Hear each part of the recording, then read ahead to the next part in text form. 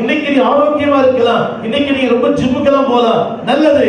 ஆனால் கர்த்தரை தேடுகிற அந்த தேடுதல், அந்த பற்றிக் கொள்ளுதல், அதை உறுதியாக பற்றிக் கொண்டால் ஒரு நாட்கள் மனரத்தனையாய் இருக்கும்.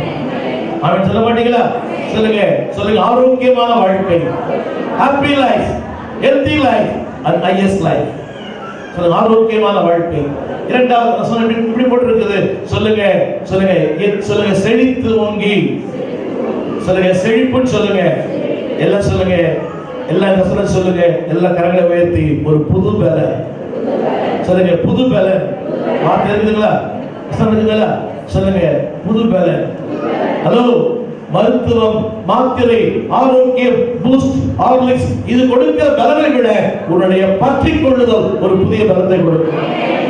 எத்தனை நேரங்களில் பேசவே முடியாது, இரவு முழுதும் பயங்கர வலி, வேதனை, நான் ஸ்டாப் இருமல், தூக்கமே இல்லை, புரியுதா? ஆனாலும் அந்த வேர் போக இடத்துக்கு போயிடுச்சுட்டா ஒரு புதிய பலத்தை தேவன் தருகிறார். அவன் சொல்ல மாட்டீங்களா? சொல்லுங்க புது பலன். எப்ப தெரியுமா?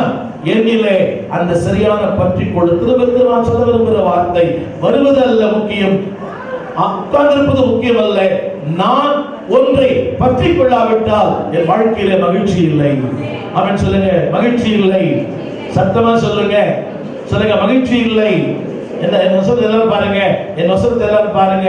அடுத்த வார்த்தை எரேமியா புத்தகம் 29:17 அதிகாரம் 8 வசனம். அவன் தண்ணீர் அண்டையிலே நாட்டப்பட்டதும், எஸ், ஆழ்வாய் மரமாய் தன் வேர்களை விடுகிறதும், எஸ், பல்கிறதை காணாமலும். எல்லாம் சொல்லுங்க எல்லாம் சொல்லுங்க. வேர் பற்றி இருக்கிற வாழ்க்கையில உஷ்ணம் வந்தாலும், வெயில் வந்தாலும், வியாதி வந்தாலும் அது ஒண்ணும் பண்ண. சொல்லுங்க உஷ்ணம். சொல்லுங்க உஷ்ணத்தை காணாமல் பச்சையாயிருப்பார். கைதட்டி ஆமென் சொல்லுங்க. I will be evergreen. சொல்லுங்க evergreen. சொல்லுங்க எல்லாமே பிள்ளைங்க சொல்லுங்க evergreen. எல்லாம் அம்மா மார சொல்லுங்க evergreen. சொல்லுங்க evergreen. Pastor வைசாட்சி evergreen.